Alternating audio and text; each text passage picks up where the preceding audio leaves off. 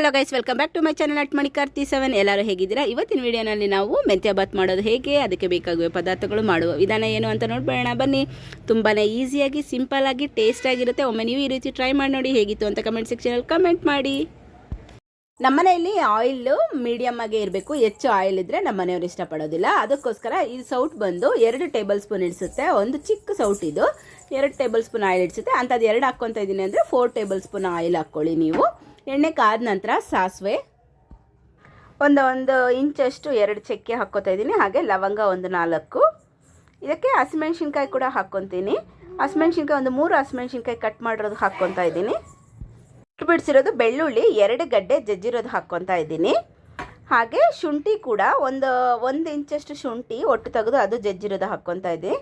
ಒಂದು ಈರುಳ್ಳಿ ಹಾಕ್ಕೊತಾ ಇದ್ದೀನಿ, ದೊಡ್ಡದೊಂದು ಈರುಳ್ಳಿ ಸಣ್ಣ ಕಟ್ ಮಾಡಿ ಹಾಕ್ಕೊಂಡಿದ್ದೀನಿ. ಈರುಳ್ಳಿ ಕೂಡ ಸ್ವಲ್ಪ ಹಸಿ ವಾಸನೆ ಹೋಗೋವರೆಗೂ ಸ್ವಲ್ಪ ಫ್ರೈ ಮಾಡ್ಕೊಳ್ಳೋಣ. ನನಗೆ ಈ ರೆಸಿಪಿ ಬಂದು ನಮ್ಮ ನಾದಿನಿ ಹೇಳ್ಕೊಟ್ಟಿದ್ದು. ತುಂಬಾ ಟೇಸ್ಟ್ ಆಗಿರುತ್ತೆ. ಈಗ ಇದಕ್ಕೆ ಸಣ್ಣಗೆ ಹೆಚ್ಚಿರೋ ಒಂದು ದೊಡ್ಡ ಟೊಮೆಟೊ 3 ಟೊಮೆಟೊ ತೊಗೊಂಡಿದ್ದೀನಿ. ಸಣ್ಣಗೆ ಕಟ್ ಮಾಡಿ ಹಾಕ್ಕೊತಾ ಇದ್ದೀನಿ. ಅದನ್ನು ಸಹ ಎಣ್ಣೆಯಲ್ಲಿ ಚೆನ್ನಾಗಿ ಬಾಡಿಸ್ಕೋಬೇಕು. ಟೇಬಲ್ ಸ್ಪೂನಷ್ಟು ಅರಿಶಿನ ಪುಡಿ ಹಾಕ್ಕೊಳ್ಳಿ. ಹಾಗೆ ಇಂಗ್ರೀಡಿಯೆಂಟ್ಸ್ ಏನು ಅನ್ನೋದು ನಾನು ಡಿಸ್ಕ್ರಿಪ್ಷನಲ್ಲಿ ಕೊಟ್ಟಿರ್ತೀನಿ, ಚೆಕ್ ಮಾಡಿ ಅಲ್ವಾ. ಮೆಂತ್ಯ ಸೊಪ್ಪು ನಾನು ಅರ್ಧ ಕಟ್ಟು ಮೆಂತ್ಯ ಸೊಪ್ಪು ತೊಗೊತಾ ಇದ್ದೀನಿ. ತುಂಬ ದೊಡ್ಡ ಕಟ್ಟು ಇದ್ದಿದ್ದು, ಅದಕ್ಕೆ ಅರ್ಧ ಕಟ್ಟು ತೊಗೊತಾ ಇದ್ದೀನಿ. ಅದನ್ನು ಚೆನ್ನಾಗಿ ತೊಳೆದು ಸಣ್ಣಗೆ ಕಟ್ ಮಾಡಿ ಹಾಕ್ಕೊತಾ ಇದ್ದೀನಿ. ಇದನ್ನು ಸಹ ನಾವು ಈ ಎಣ್ಣೆಯಲ್ಲೇ ಚೆನ್ನಾಗಿ ಬಾಡಿಸ್ಕೋಬೇಕು, ಚೆನ್ನಾಗಿ ಫ್ರೈ ಆಗಬೇಕು. ಆವಾಗಲೇ ಕಹಿ ಇಲ್ದಿರ ಮೆಂತ್ಯ ಬಾತು ಸೂಪರಾಗಿರುತ್ತೆ. ಯಾರಾದರೂ ನಮ್ಮ ಚಾನಲ್ನ ಫಸ್ಟ್ ಟೈಮ್ ನೋಡ್ತಾ ಇದ್ದರೆ ಸಬ್ಸ್ಕ್ರೈಬ್ ಮಾಡಿ ಫ್ರೆಂಡ್ಸ್. ಈಗ 1 ಟೇಬಲ್ ಸ್ಪೂನಷ್ಟು ಬೆಲ್ಲ ಹಾಕ್ಕೊತಾ ಇದ್ದೀನಿ.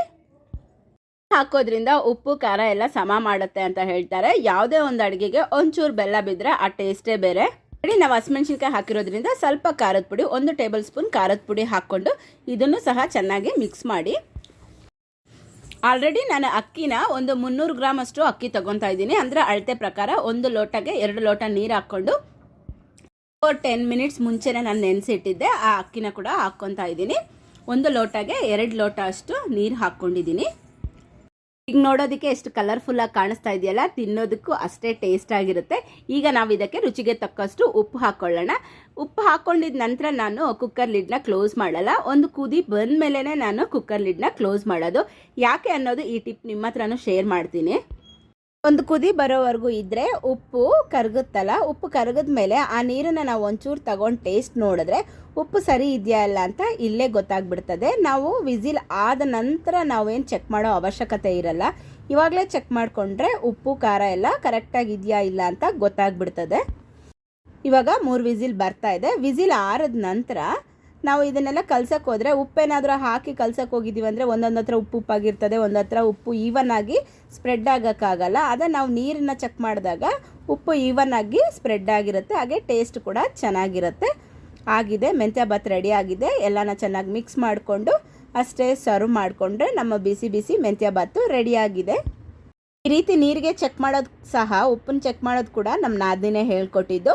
ಈ ಟಿಪ್ ನನಗೆ ತುಂಬಾ ಯೂಸ್ ಆಗುತ್ತೆ. ನೀವು ಈ ರೀತಿ ಟ್ರೈ ಮಾಡಿ ನೋಡಿ, ಹೇಗಿತ್ತು ಅಂತ ಕಮೆಂಟ್ ಸೆಕ್ಷನಲ್ಲಿ ಕಮೆಂಟ್ ಮಾಡಿ.